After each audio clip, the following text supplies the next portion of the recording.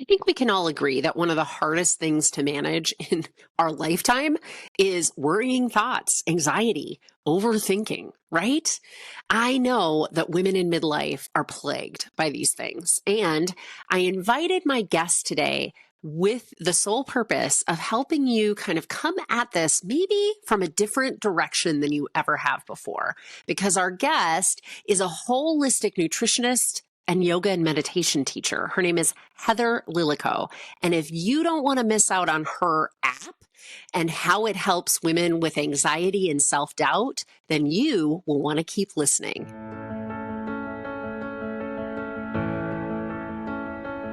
I know your deep, dark secret. You don't like your life.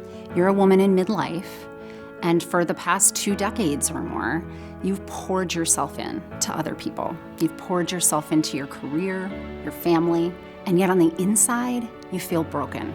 And that's no way to be. I'm Dr. Natalie Marr. I'm a clinical psychologist and a life transition expert. It wasn't too long ago that I was in your shoes, waking up in my early 40s, thinking I've got 2 failed marriages, and I'm a single mom for the second time in my life. And I just knew that I could do better, that I could feel better. Fortunately for you, I have about 20 years experience clinically. And so I've created a method that will help you learn to love your story. I know that the story that you're telling yourself about your life feels awful. And I know that you think that you can't change that. I assure you, you can. And when we work together, I'm gonna help you to craft a different story, a story that you love, a story that makes you want to get up every single day. Let's work together to help you love your story.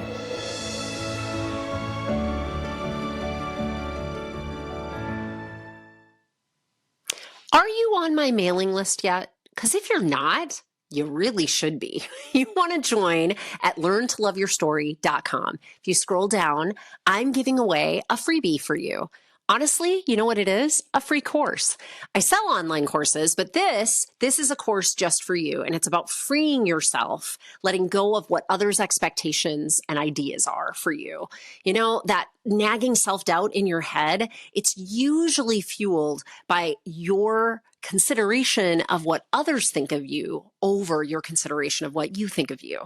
And so I teach you in my video all about what is underlying that kind of self-doubt and how to get out of that conundrum. And I give you a workbook that goes with it that helps you to build the skill sets that you're going to need for that. So please make sure you're on my mailing list, because at the least, you're going to get a free gift. And at the most, you're going to hear about all the things that we're doing on Midlife Crisis to a Centered Life Thriving and LearnToLoveYourStory.com. And you don't want to be missing out on any of the new things that'll be coming your way. Welcome back, everybody. We have a special guest today, and her name is Heather Lillico. Heather is a holistic nutritionist and yoga and meditation teacher. She teaches overthinking, people-pleasing perfectionists. Does that sound like you? I know it sounds like me. She teaches them how to manage anxiety naturally and holistically. She's been featured on iHeart and Zoomer Radio and in the National Post and Tiny Buddha.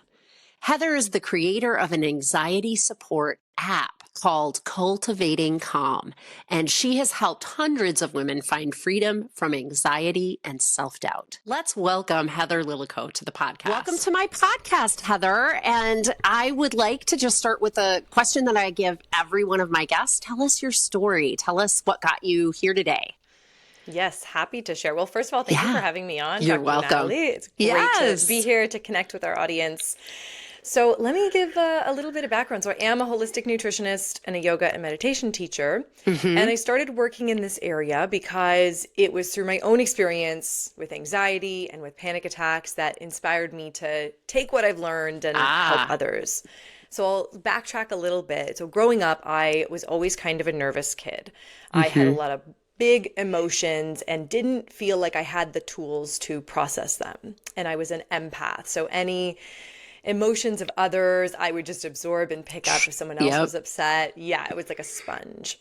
And I was very sensitive. Any type of criticism I received, I would be in tears.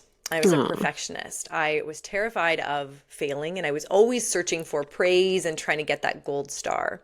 Yeah. And I was we an know overthinker. nothing of gold stars and people pleasing on this podcast. Nothing at all. I feel like I might have some commonalities with our audience. You might. Yep. My listeners, they know the inner mean girl quite well, unfortunately. Yes. That inner critic. Yeah. And for me, that inner critic voice, it started to get really loud when I went to university, and all of this self-doubt, this pressure to perform, it became too much, and I started to have panic attacks. And I remember the first one I had, I was at a crowded party and my heart started to beat fast. My palms got sweaty, my vision tunneled. I felt this overwhelming sense of dread take over. And so I locked myself in the bathroom and just slid down the wall. And I thought, like, this is it. This is how it ends. Like, I'm dying. And so I started living in fear then of, when is the next panic attack going to strike? Is it going to be when I'm out with friends, while I'm in the middle of a test, while I'm just trying to relax and hang out? So it got to the point where I was so overwhelmed. I was so on edge. I really didn't know where to turn to. So I went to my doctor and I said, I'm having a lot of anxiety. What can we do? And she pulled out a prescription pad and she started writing me out something for anti-anxiety meds. And I said, let's just pause for a second, because I really haven't explored, anything else yet. And so this is how I entered the world of natural wellness. Is I started by changing my diet. I added in some real whole foods that I learned about were helpful for anxiety, and I started to feel calmer. So then I went down this path of feeling like my nervous system was still really amped up all the time. And so I started practicing yoga. And I felt calmer still. And then I still had a million thoughts in my brain, overthinking. So I started practicing meditation. And that was like the last piece of the puzzle that came together for me. So interesting. This sort of holistic approach. And so that's what I teach people now. And I've taken all of that of nutrition and mindset and movement, and I brought it together now. My latest venture is creating an app, Cultivating Calm. So I've pulled all of that together to help people put a system into their life that works in the form of their habits and what they're doing in their life. Yeah. Yeah. Oh man. I have lots of questions. because I do think that my listeners will completely see themselves in that story, that it starts when we're really young. Now I, focus on, as the podcast is called Midlife Crisis to a Centered Life Thriving. So I focus on women in midlife because I know that kind of as the social currency tanks, because the youth, we don't have youth on our side. We don't have looks on our side in the same way that we did. And even our caretaking starts to look a lot different as our kids age out of our homes and become, walking, talking adults out in the world. And our jobs look a little bit, there's just millions of ways in which life starts changing significantly and quickly. I think that it kicks up this anxiety. I think it kicks up this kind of thinking. And at the beginning of the year, we had Mary Bushcool, who was, she gave us some lessons on nutrition for women in midlife and exercise and adaptogens, even as our hormones are changing. So that's like the other storyline internally. So I have lots of questions. Like, could you give us a little snapshot of, what is it about nutrition that can benefit you and reducing your anxiety? What is it about yoga? What is it about the meditation? I've talked about meditation and mindfulness, but nutrition and yoga are not my areas of expertise. So I would really love, and I'm sure my listeners would also enjoy hearing more about that.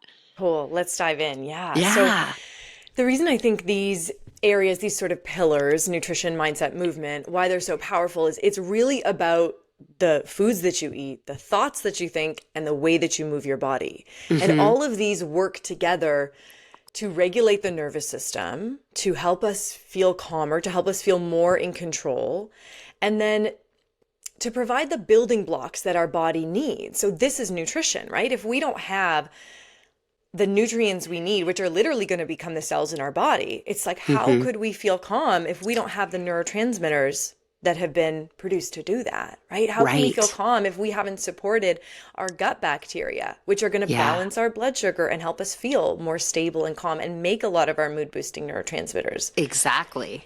That makes a lot of sense to me, because I do know that like 80% of the serotonin in our body is made in our gut and is intimately connected to microbiome and all of that kind of stuff. And so, and serotonin tends to be the neurochemical that we mess with the most for depression and anxiety medications, like the standard, your Prozacs and your Zoloft's and your, SSRIs. Celexas and kind of some of the Paxil, some of these traditional names that are prescribed for both anxiety and depression are serotonin selective reuptake inhibitors. So they're basically trying to make our body use serotonin more effectively because they're thinking it's getting recycled too fast. It could just be we're not making it efficiently, and that could be directly connected to nutrition is what I hear you saying. It absolutely is. I mean, the sort of precursor to serotonin is the amino acid tryptophan. And when we think tryptophan, we probably think of like turkey and like the, right? The like sleepy kind of turkey.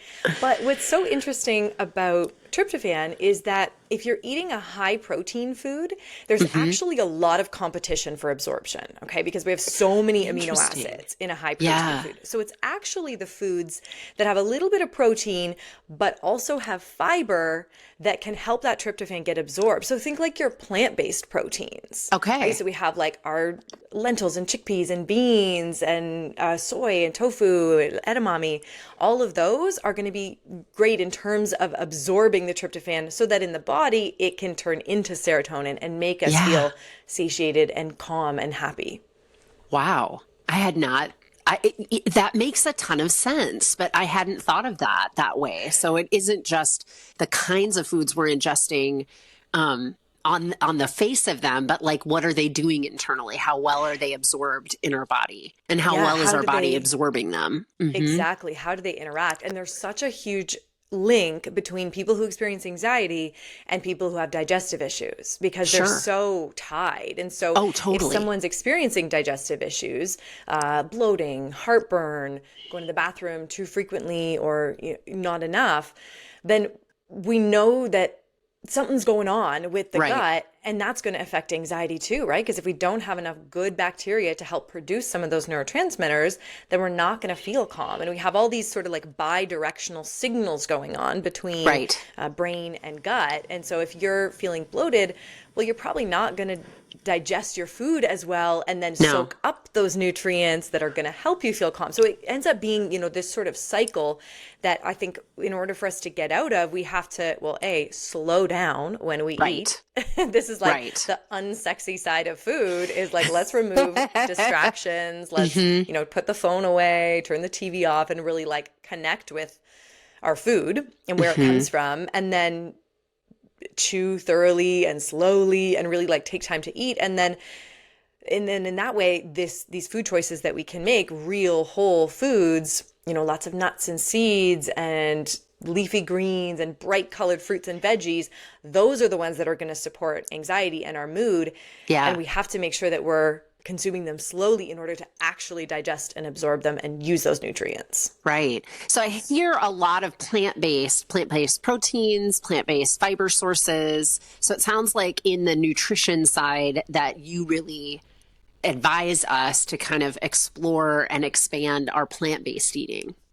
Yeah. I mean, there's so many benefits of plant-based diets, and I'm not saying that it has to be like an all or nothing thing, because I think, the group of people that I typically work with, recovering perfectionists, we tend to get into that mentality, right? Of like, it's so black or white. So how do I do this perfectly? Come on, Heather, tell us, how do we do it perfectly? Like, I'm either on the wagon and eating like celery and kale for every meal, or I'm face deep in a bag of chips. And I don't think it has to be that, there's room for the gray here. There's room for everything. So it's not as if we have to have a strict like plants only kind of diet, but it's how can I get in more nutrient dense foods? And I do think that those come from the plant world. We're going to get so many antioxidants in there.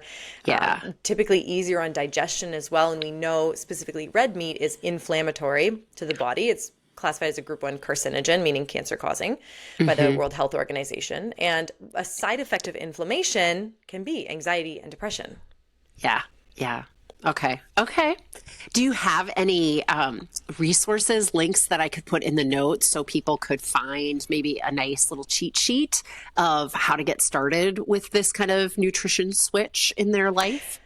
Yeah, we can put in the show notes. I have a great free holistic anxiety checklist that That's people great. can download that lists off the top foods for anxiety. So fermented foods, getting in, a handful of berries every day, a handful of nuts. And it's a totally free resource that people can download. So I'll make sure that folks have access to that so they can start to see where is my diet? How many of these boxes am I ticking off every day? And I think a lot of us out there, we love a to-do list, right? We love having it all laid out. There's something about us perfectionists. We do like a to-do list. We like check marks. So I was curious if you had anything for us like that. I will make sure for sure that that's in the show notes. So then you moved into yoga. And so the nutrition was helpful to you in your personal story, but it seems like not enough. Like it did some, but it kind of was opened a door to other thoughts. And so why yoga? Why did you go there next?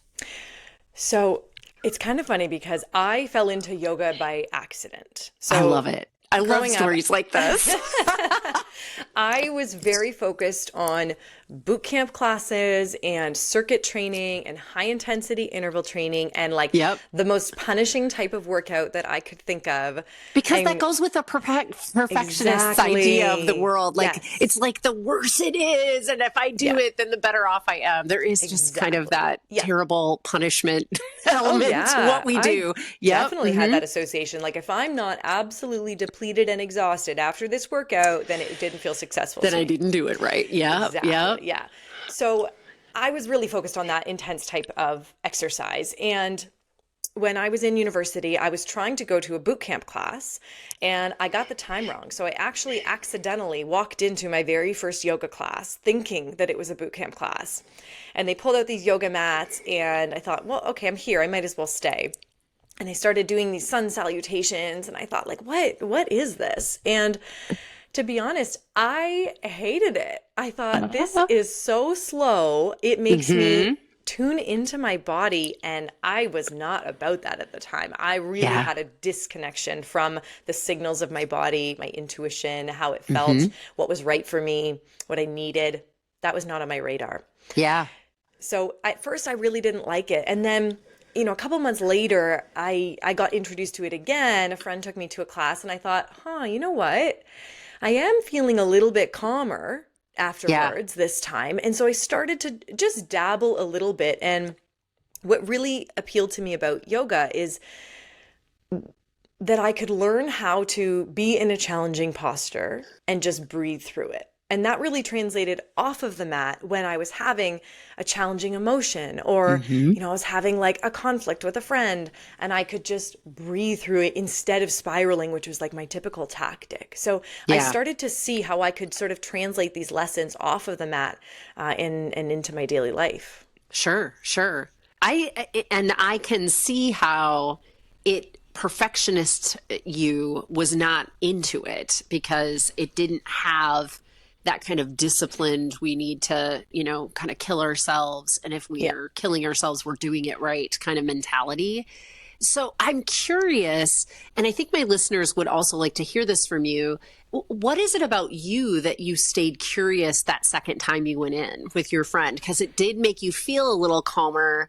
So you must have had some, intuitive sense that you were kind of following to see, maybe I accidentally fell into this. Maybe I'll keep looking and see what's here. What led you down that journey? That's a good question. I think I was always really interested in growth and healing. And at this point in my anxiety journey, things were pretty rough. I was so overwhelmed all the time. And so if I got just a little inkling of some relief from that, then I thought, oh, maybe this is something that I should explore. And, things were just feeling so intense for me. And I really felt like I just didn't know how to heal, what was next? How do I combine these pieces together? And I always found anxiety to be not just the experience of anxiety to be overwhelming, but the process of healing to be overwhelming because I really didn't know where to turn. And so since I got, I think, a little bit of relief after that yoga class,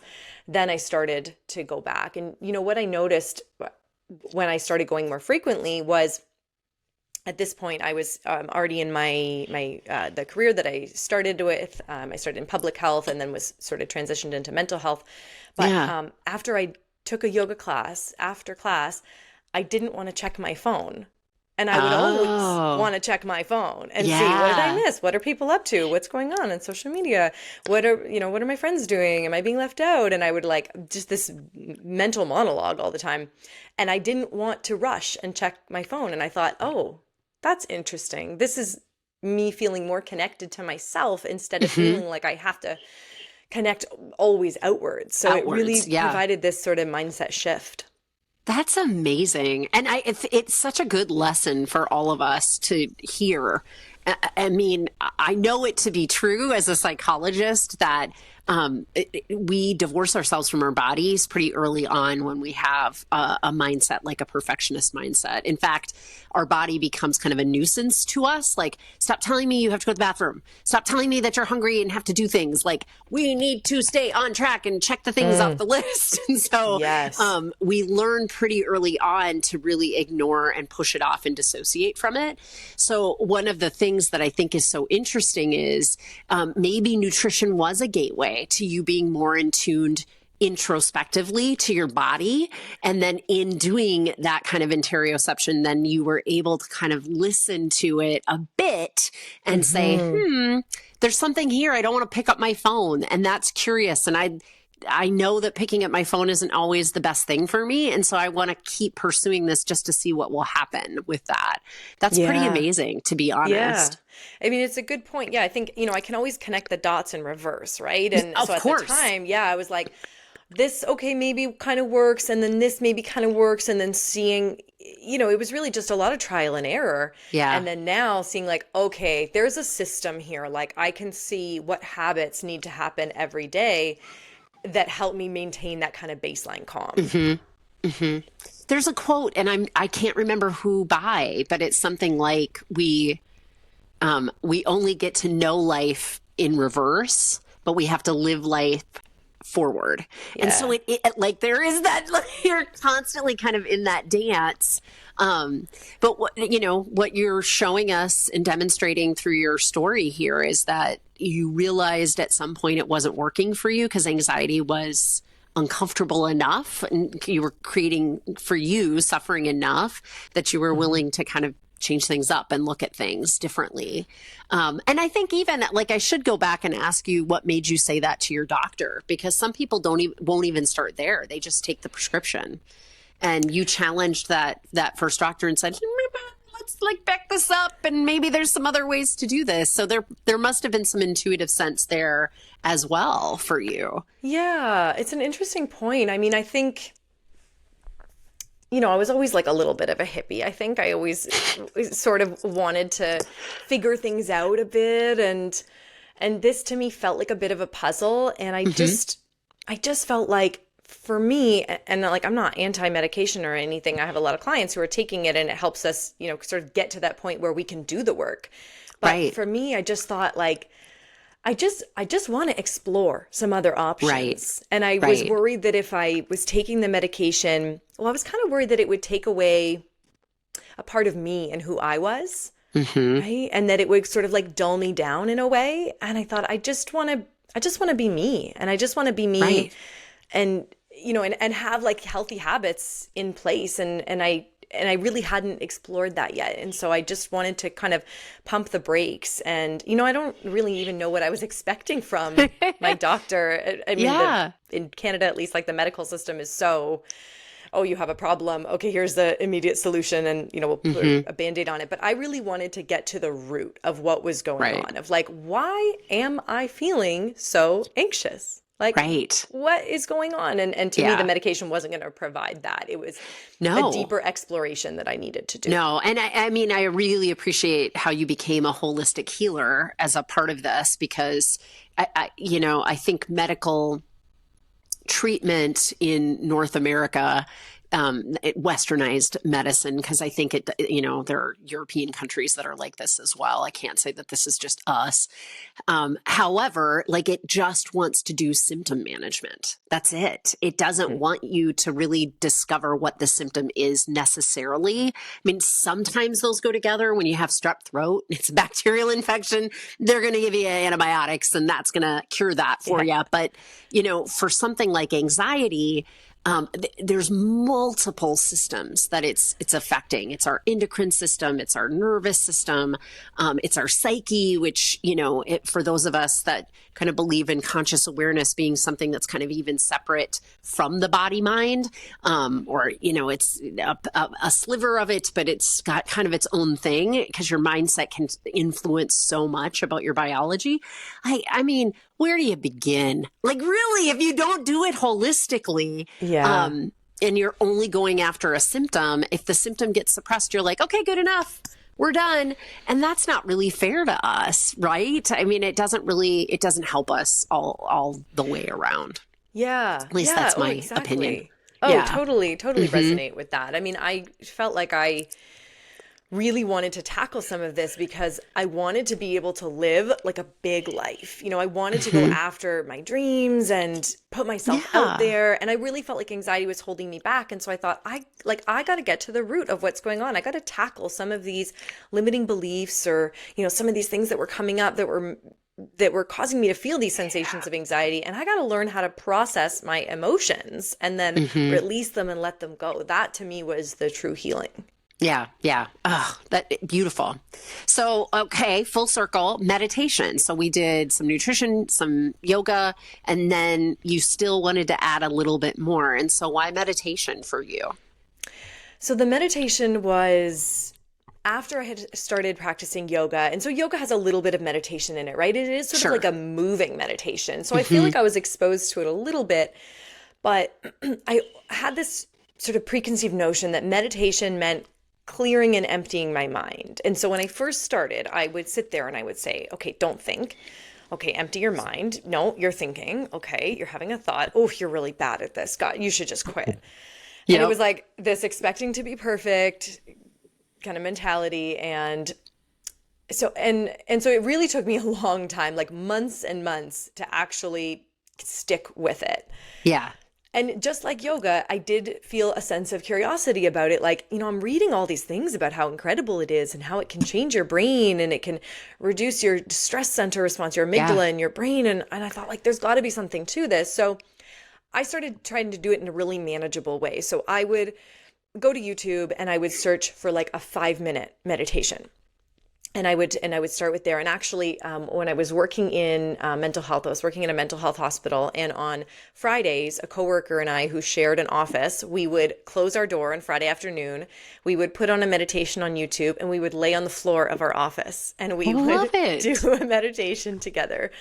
And so I started really getting, more curious and a bit more serious about it, because after those sessions, I would feel a lot calmer. I would feel more focused. I would feel like I had a bit of a buffer between my reactions to things and what was happening, So if maybe a friend texted me and said, hey, can we talk? Instead of like an immediate, ooh, something's going on, an anxiety spiral, it was like, oh, okay. Oh, I can handle that. I've got some tolerance for that. Yeah. Okay. Yeah. Exactly. Like, oh, it's uncomfortable, but okay, I can take a step back from it. So that, I think, was the real benefit of meditation, is that it gives us this separation from the thoughts, the feelings, to recognize, like, I am not my thoughts. Not every thought I have is a fact. I don't have to give it all my mental focus and attention. And because anxiety is so encompassing, right? It takes up so much mental energy. It's all this second guessing ourselves, and it's just really like a whirlwind that we're kind of stuck in. And what I hear from a lot of clients is that after they have this period of anxiety, they'll say, oh, I wasted so much time worrying. Like, whatever I was worrying about never even came true. Never came. Mm-hmm. Yeah. And so it's what I love about that observer self, right? Like, that's what you're talking about. I think anxiety really gives us this perspective where we're in it and we can't tell like the difference between us and the thinking or the thoughts. And meditation is just it's a process of kind of pushing back and seeing the backside of your hand. So then you identify, I'm the observer of the thoughts instead of the thoughts themselves. That's a really, perfect example of how that it takes time. It takes time. It's a and practice. Diligence and practice. But once you do it, then you grasp that it isn't necessarily emptying your mind. It's not identifying with thinking and thoughts as your mind, but with you, the observer of that, as your mind. Absolutely. So well said. Yes, it is 100% a practice. And just like if you went to the gym, you wouldn't do one bicep curl and walk out of there all ripped and expect that you'd be done, right? We're building over and over.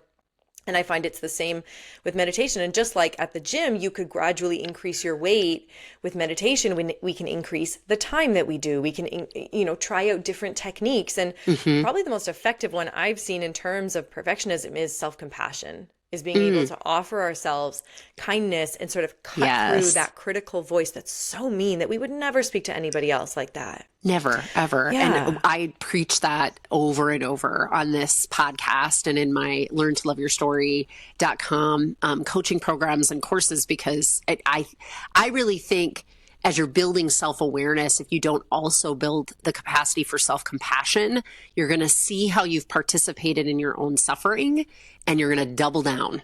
Especially if you've got that perfectionistic kind of attitude, you're going to be like, I'm just not doing it right. And I just got to, push myself a little harder and then I'll stop, having all of this suffering. And that isn't actually how this works. I mean, the self-awareness of meditation will help you to see where you participate, and that just offers you opportunity to choose differently.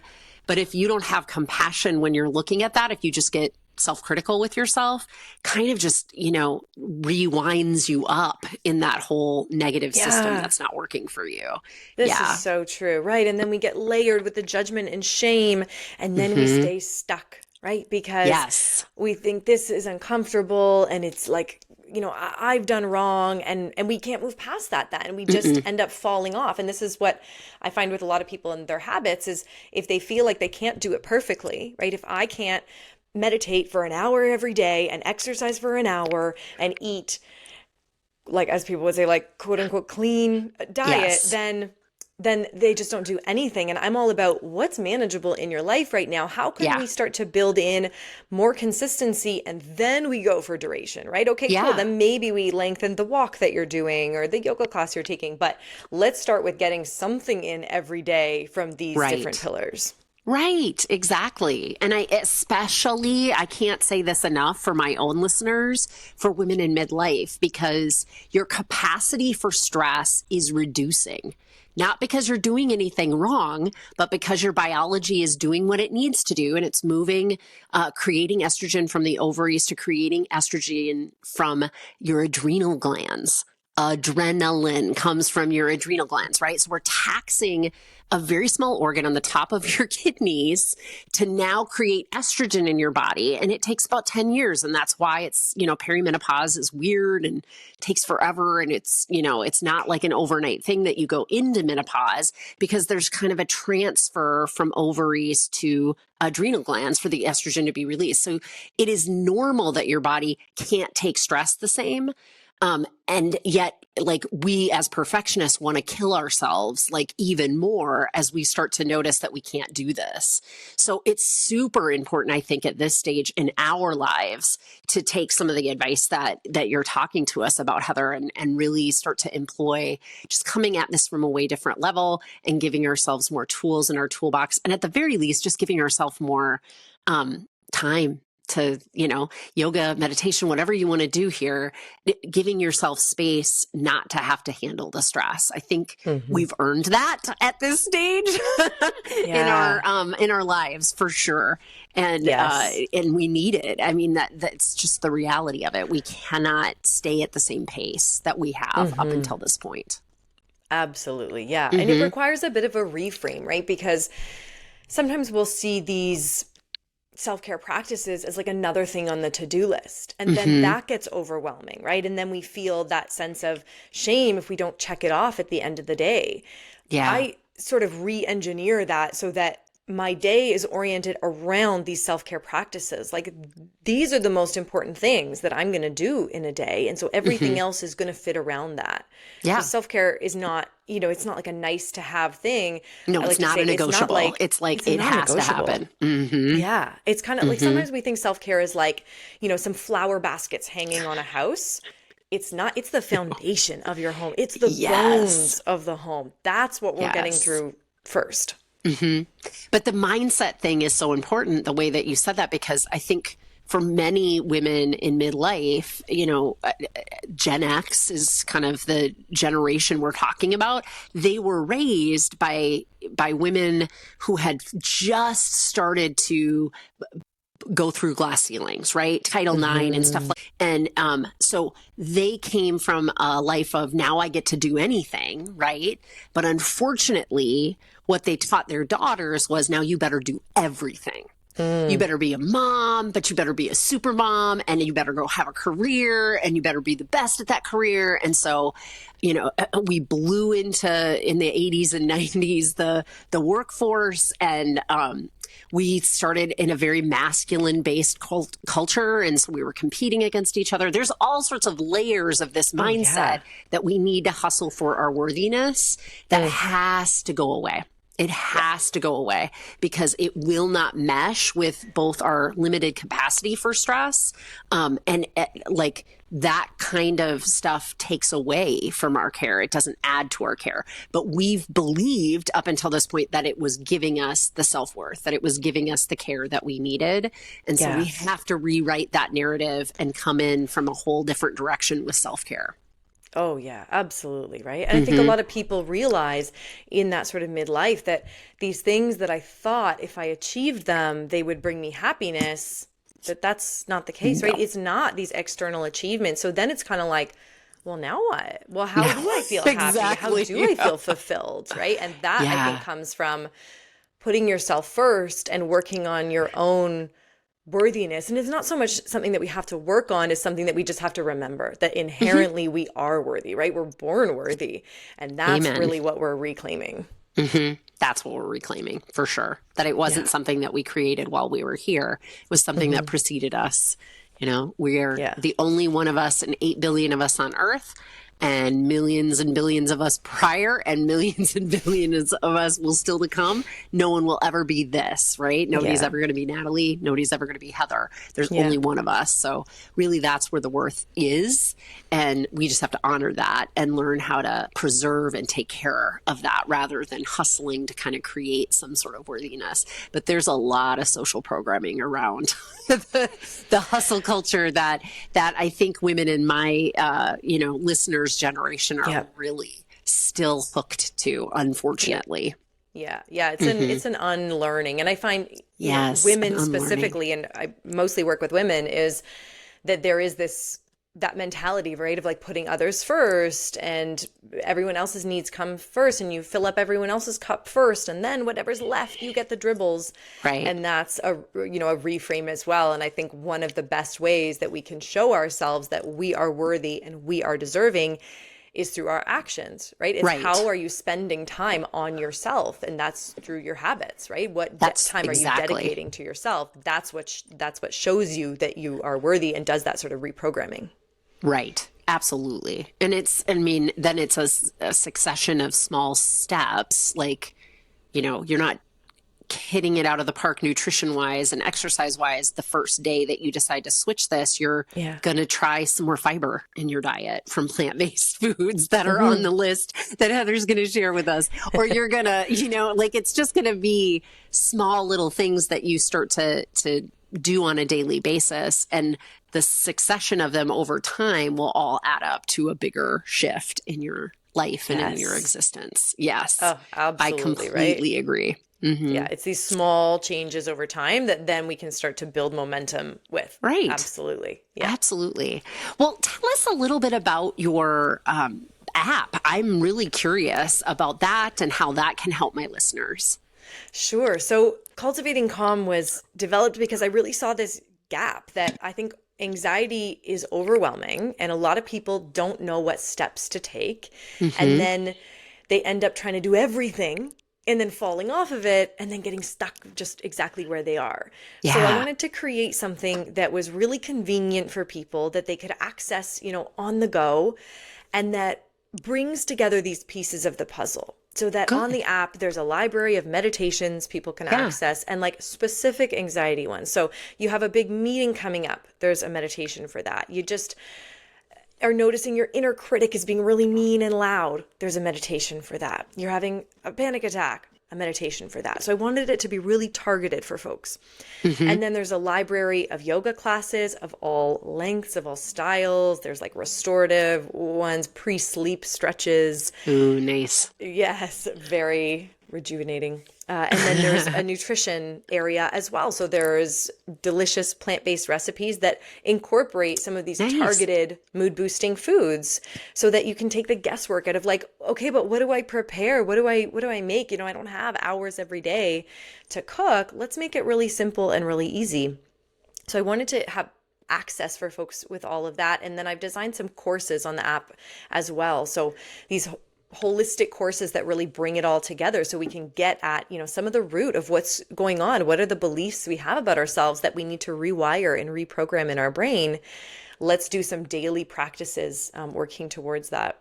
And then the app That sounds also has, amazing. it's, Wow. it's a real like work of pride for me because I I have bet. taken everything that I've struggled with and put it together in an evidence-based way, and then Yes. created this sort of community because I also felt like struggling with anxiety was really isolating and Mm, alone, and I felt like I'm the only one who's having these thoughts. mm-hmm. Turns out that's not That's true, not and true. there's so much power in being able to share this and take away that shame. Right.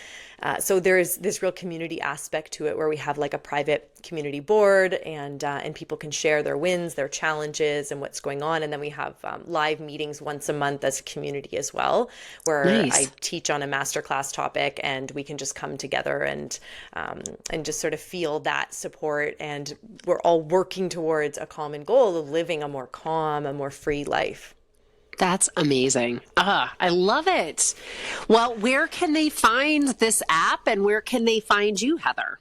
Sure. So I think we'll include in the show notes a link to the app. The app is called Cultivating Calm. So you can search in the App Store or on Google Play, whatever your device is, Cultivating Calm. And there's a free 2-week trial so people can test Great. it out. They can start to explore and see how putting these habits into place every day, you already start to feel calmer within those 2 weeks. And then people can connect with me on Instagram is probably the best way. It's at Heather_Lil, Lil, and I share anxiety tips and struggles and how to work through it all on that account. That's awesome. Yes, we will have all of those links in the notes. Well, thank you so much for being on the podcast today. It was a real treat to hear all of the evidence-based science that's behind your specific program and can help us because I know my listeners are perfectionists like myself in recovery, kind of. And so many of the tools that we can get, we need for sure. So thank you. Well, thank you for having me on. It's great to connect with you and our audience today. Thank you.